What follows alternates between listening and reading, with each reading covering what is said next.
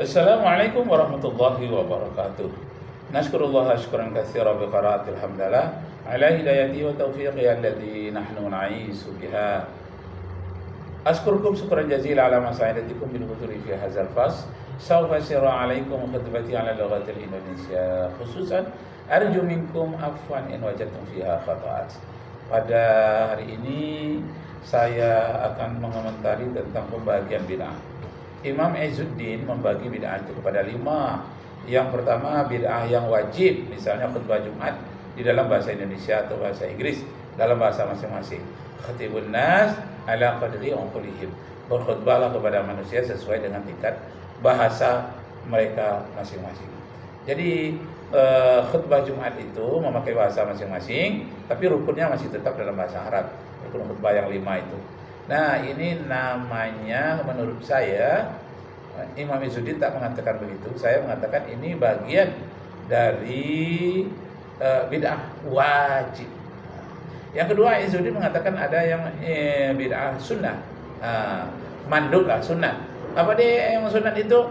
Dengan pakaian yang putih-putih kalau beribadah. Kenapa sunnah? Karena Nabi mengatakan, aku senang dengan pakaian yang putih, dan kita nanti waktu wafat juga dibalut dengan kain yang berwarna putih. Jadi warna putih lebih disukai. Nah, ini sunat itu hukumnya, memakai pakaian yang putih-putih. Kemudian mubah, mubah ini memakai pakaian warna-warni. Boleh saja warna-warni. Nah, tidak disunahkan. Yang penting menutup aurat. Pakai warna-warni. Atau masjid dibuatlah kaligrafinya. Mubah, boleh dibuat, boleh tak dibuat. Kemudian apa tadi itu yang wajib, sunat, makruh tinggal. Yang makruh ini yang dibenci. Ya, ini bid'ah. Yang makruh ini yang makruh yang makan jengkol atau menguatkan mic terlalu kuat orang beribadah sampai mengganggu. Itu jadi makruh jadinya. Mengajinya itu sunnah, tapi kalau sampai mengganggu suara mic terlalu kuat, mengganggu orang lain, mengganggu tetangga, itu menjadi makruh. Bahkan kalau sampai betul-betul terganggu malah menjadi haram. Bukan membaca ayatnya yang haram, perbuatannya itu bid'ah yang haram, dolalah. Jadi yang bid'ah dolalah itu adalah yang haram, yang dilarang oleh Allah Subhanahu wa taala. Umpamanya salat subuh yang 2 rakaat, kita merasa kuat pagi subuh, maka lalu kita buatlah 10 rakaat. Tidak boleh. Yang sudah ditetapkan oleh Allah, apalagi ibadah mahdhah, itu jangan dilampaui. Ketentuannya sudah ada, syarat rukunnya sudah ada, jamnya sudah ada. Yang tidak ada jamnya itu membaca tahlil, baca zikir, baca yasin. Nanti tidak ada jamnya, tidak ada harinya. Kapan-kapan saja, asal jangan mengganggu orang. Karena itu namanya ibadah ghairum mahdhah. Nah, jangan bid'ah itu sembarang bid'ah kita tujukan. Kenapa? Kalau saya disuruh dikatakan berbuat bid'ah, berarti saya ini jadi penghuni neraka, atau seolah-olah mendoakan agar masuk neraka. Masya Allah, jangan demikian. Karena bid'ah itu perlu lagi diterjemahkan. Apalagi pembuat bid'ah yang terbesar itu Allah. Badi'us samawati wal ard. Surat Al-An'am ayat 101, tentang Badi'us samawati wal ardi. Allah lah yang memulai tanpa ada contoh menciptakan langit dan bumi. Nah, bagaimana kita dengar Ustaz Sani Uye yang ahli di dalam kitab kuning, kitab yang tak berbaris di pesantren di Jawa Timur. Kita dengar bagaimana komentarnya tentang bid'ah-bid'ah ini yang sekarang masih hangat. Sebetulnya sudah 30 tahun yang lalu itu hangat. Sama sekarang masih hangat juga lagi.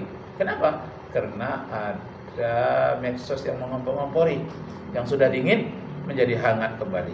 Allahu Akbar, Allahu Akbar, la ilaha illallah,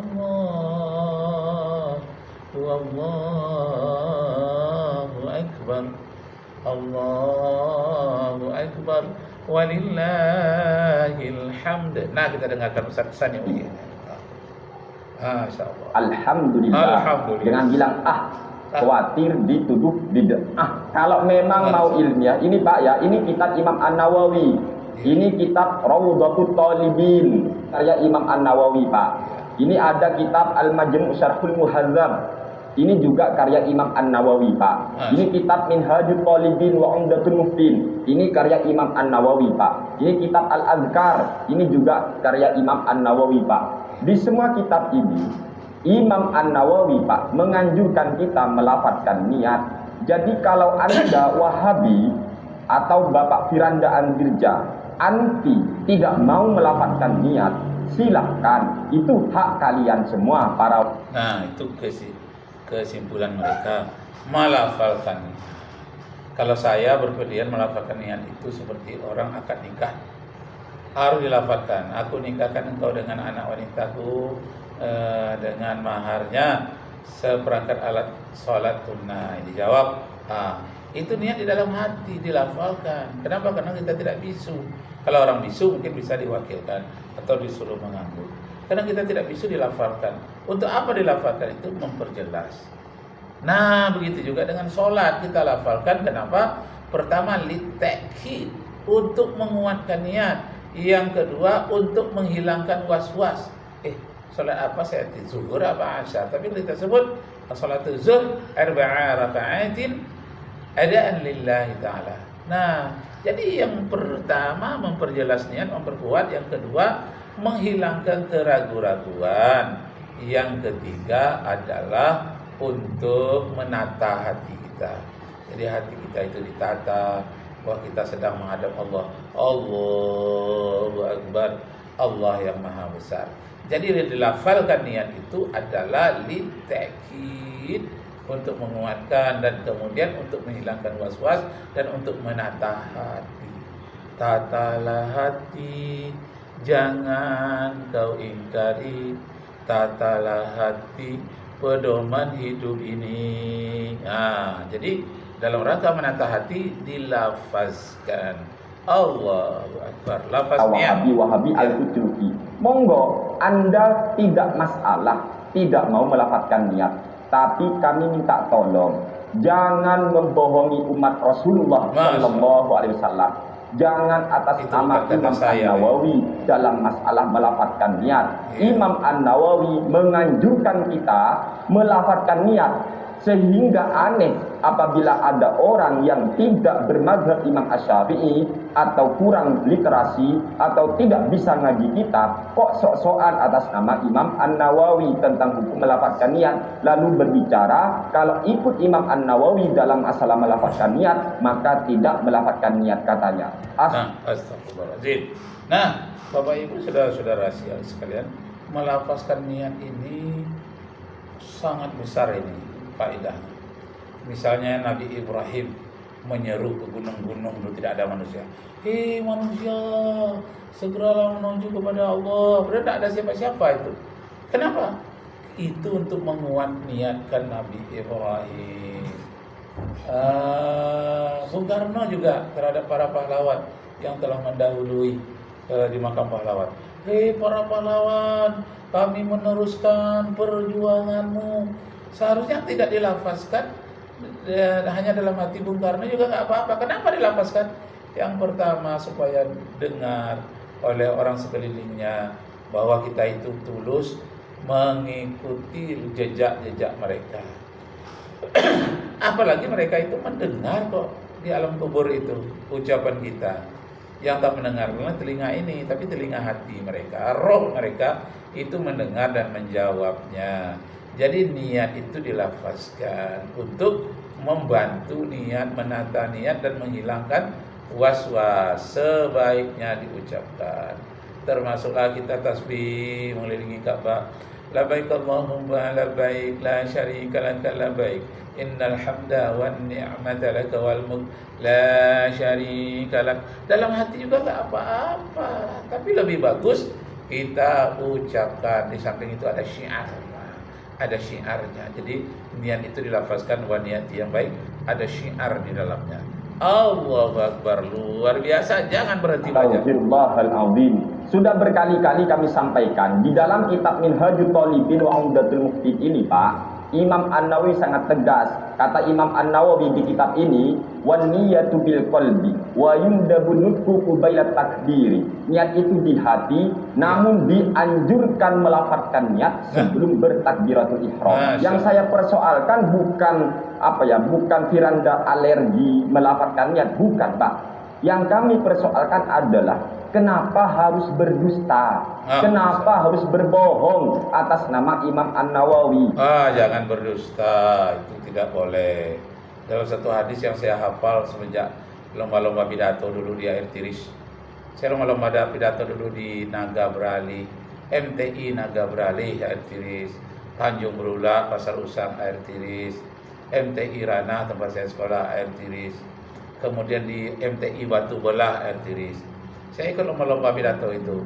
Kebetulan dapat juara 1 dari tahun 1975 sampai 1980.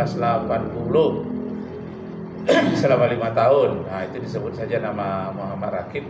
Itu kawan-kawan yang sama-sama kelas 7 itu mengerti betapa saya seriusnya berapi-api dalam lomba pidato itu. Nah, di dalam materi lomba pidato itu ini hadis yang sering saya ungkapkan, yang menyatakan ya'ti 'alan nasi zamanun la tutaqul ma'isyata fihim illa bil ma'syad hatta yukazzibar rajulu wa yahlif. Manusia nanti suatu masa tidak segan-segannya berdusta dan bersumpah. Nah, sekarang sudah ketemu dengan banyaknya orang berdusta. Masalah agama pun dibuat berdusta. Kalau saya banyak bahasa Melayu karena saya lahir di dekat Tanjung Batu Gulur. Ada satu pulau di seberangnya, Pulau Penyalai, bahasanya bahasa Melayu. Jadi lidah saya lidah Melayu. Tetapi saya belajar 7 tahun madrasah di Bangkinang, mirip dengan bahasa Minang, pakai O. Jadi saya fasih dalam bahasa Melayu, juga fasih dalam bahasa Minang dan bahasa Bangkinang. Apalagi orang tua saya, ibu saya, nenek moyangnya berasal dari Bukit Tinggi, sehingga saya bisa fasih pula bahasa Bukit Tinggi. Itu misalnya pekatah, petitih dalam bahasa Sumatera Barat, banyak pula yang saya dapat. Umpamanya tentang Karatau, Madang, di Hulu, Babuah, Babungo Balun, Marantau, Bujang Dahulu, di rumah Babungo Balun. Jadi tentang bahasa-bahasa ini penting sekali. Nah, sayati 'alan nasi zamanun la tutaqul ma'isyata fihim illa bil ma'syad hatta yukazzibar rajul. Banyaknya manusia-manusia yang berdusta. Tak boleh orang awam, orang apa pun tak boleh berdusta. Apalagi kalau ustaz yang sampai berdusta, Masya Allah, jauh sekali. Kami sama sekali tidak akan persoalkan Wahabi yang tidak mau melafazkan niat. Tapi tolong jangan atas nama Imam An-Nawawi kemudian Imam An-Nawawi mengkritik, Imam An-Nawawi tidak setuju dengan pendapat ulama yang menganjurkan melafazkan niat. Nah, ini tak kedustaan namanya. Ini juga dilakukan oleh para ustaz Wahabi yang lain seperti Farhan Abu Furaihan, kemudian Badrus Salam LC Al-Wahabi, kemudian kedustaan daripada Ustadz Wahabi ini baik. Dusta. Dalam hadis tadi tambah lagi dengan sumpah. Itu Rehan Abu Rehan itu yang dari Aceh. Bersumpah saya tidak ada bagian Al-Fatihah, sudah sholat. Sumpah tidak ada, demi Allah tidak ada katanya. Padahal ada. Kok mudah sekali berdusta dan bersumpah. Hatta yukazzibar rajulu, mudahnya berdusta. Wa yahlif itu bersumpah. Jangan mudah berdusta dan bersumpah. Farhan atau Badrus Salam dibela itu oleh Malik Al-Athari. Nah, ini kan sudah kekompakan untuk berdusta atas nama Al-Imam An-Nawawi. Ditambah Firanda. Poinnya apa? Intinya apa? 4 Ustadz Wahabi ini, Firanda Anzirja, Badrus Salam LC, atau Farhan Abu Furaihan, Malik Al-Athari, jelas telah melakukan kedustaan atas nama Al-Imam An-Nawawi dalam. Imam An-Nawawi. Demikianlah, tapi ini jangan kita cukupkan demikian, masih kita sambung lagi. Jangan memvonis salah atau sangat salah, dusta atau sangat dusta, bersumpah tidak, jangan. kita sambung lagi. Wassalamualaikum warahmatullahi wabarakatuh.